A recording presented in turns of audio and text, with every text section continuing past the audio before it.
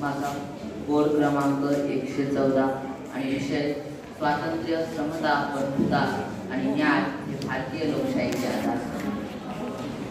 आदरणीय परीक्षक, शिक्षक वृंद आणि येथे जमलेल्या माझ्या मित्रमैत्रिणींनो, आपणा सर्वांना माझा नमस्कार. मी आज बोलणार आहे आपल्या देशाचं हृदय असलेल्या विषयावर, म्हणजे लोकशाहीवर. लोकशाही म्हणजे नेमके तर काय बरे? लोकशाही म्हणजे जनतेचं राज्य आणि जनतेवर चालणारं राज्य आणि जनतेसाठी चालणारं राज्य म्हणजे लोकशाहीचं राज्य. राज्याचा खरा राजा कोण? तर राजा म्हणजे आपण, प्रत्येक सामान्य नागरिक. कारण त्याच्याकडे आहे मतदानाचा हक्क, मत मांडण्याचा हक्क, न्याय मिळवण्याचा हक्क आणि स्वातंत्र्याचा हक्क. आपली लोकशाही 4 स्तंभावर आधारलेली आहे. ते 4 स्तंभ कोणते? तर ते 4 स्तंभ म्हणजे स्वातंत्र्य, समता, बंधुता आणि न्याय. हे फक्त 4 स्तंभ नाहीत, हे आहेत आपल्या लोकशाहीचा आधार, लोकशाहीचा प्राण आणि लोकशाहीचं अस्तित्व. लोकशाही म्हणजे जनतेचं राज्य आणि जनतेवर चालणारं राज्य. हे वाक्य फक्त पुस्तकात नाही, तर आपल्या भारत देशाची ओळख आहे, आपल्या भारत देशाची संस्कृती आहे. स्वातंत्र्य स्वातंत्र्य म्हणजे मोकळेपणाने जगणे, ज्ञान मिळवणे आणि सत्याची बाजू घेणे आणि सर्व कार्य करण्याचा अधिकार म्हणजे स्वातंत्र्य.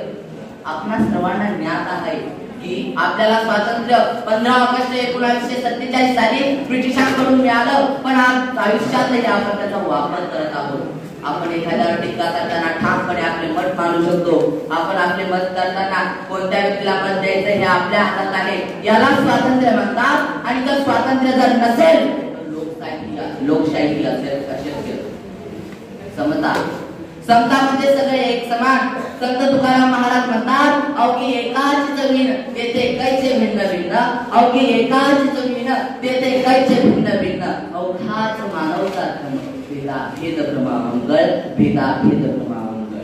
संत तुकाराम महाराजांच्या मते की आपण एकाच माळेतले मणी आहोत. या माळेतला कोणताही मण्याचा मोठा किंवा अथवा लहान नाही. म्हणजे जर म्हणायचं जर झालं तर जात, धर्म, वंश, लिंग, भाषा किंवा संपत्ती यावरून फरक करू नये.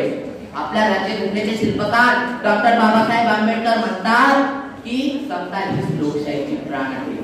जर समाजात वरचा खालचा असा भेदभाव केला जात नाही, तेव्हा लोकशाही खऱ्या अर्थाने यशस्वी ठरते. जर समता नसेल ना, तर लोकशाही म्हणजे नुसती नावापुरती व्यवस्था. बंधुता म्हणजे प्रेम, आपुलकी आणि आदर. साने गुरुजी म्हणतात, कुणांना व्यर्थशी नवावे, कुणांना व्यर्थही नवावे, समजता बंधू मानावे, जगाला प्रेम अर्पावे, जगाला प्रेम अर्पावे. म्हणजे कुणांना व्यर्थ त्रास न देता आपण या देशातल्या संपूर्ण बंधूंचे बंधू आहोत. आपल्या भारत देशात अनेक भाषा, धर्म, प्रांत आहेत, परंतु हे सगळे एका नात्याने, एका बंधुत्वाच्या धाग्याने बांधले गेलेले आहेत. बंधुता ही लोकशाहीसाठी फार महत्वाची बाब आहे. बंधुता जर नसेल तर लोकशाही नसेलच. न्याय म्हणजे काय? न्याय म्हणजे समान हक्क आणि न्याय मिळवण्याचा हक्क प्रत्येकाला आहे. आपण बघतो की न्याय जर नसेल तर लोकांचा विश्वास तुटतो आणि विश्वास संपला की लोकशाही संपली. कारण लोकशाही आधारित आहे विश्वासावर. तर विश्वास नसेल तर लोकशाही पूर्णपणे संपणार. आज आपण बघतो कोणत्याही गरीबातला गरीब माणूस हा श्रीमंतातल्या श्रीमंतापुढे उभा राहतो, कारण त्याच्याकडे आहे न्याय मिळवण्याचा हक्क, न्यायाचा हक्क. न्याय हे लोकशाहीचे सौंदर्य आहे. लोकशाही म्हणजे फक्त मतदान नव्हे, तर ती प्रत्येक नागरिकाची जबाबदारी आहे. आपण बघतो की आपल्याला वाटतं की लोकशाही फक्त राजकारण्यानेच करावी, राजकारण्यानेच करावं, पण आपण निवडून दिलेले उमेदवार असतात ते आपल्याच हातात आहे. आपण प्रत्येक एक सुजाण नागरिक आहोत या देशाचा. आपल्याला नारा सुद्धा आहे की उठ मतदार जागा हो आणि लोकशाहीचा धागा हो.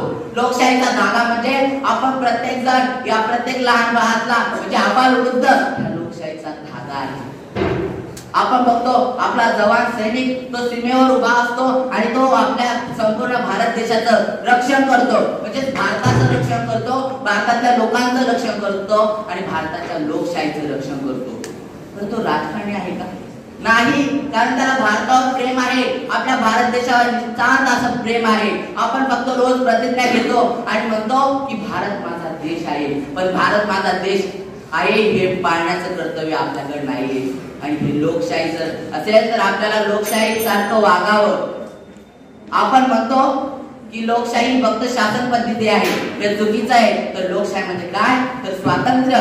स्वातंत्र्य आपल्याला बोलायला शिकवतं, समता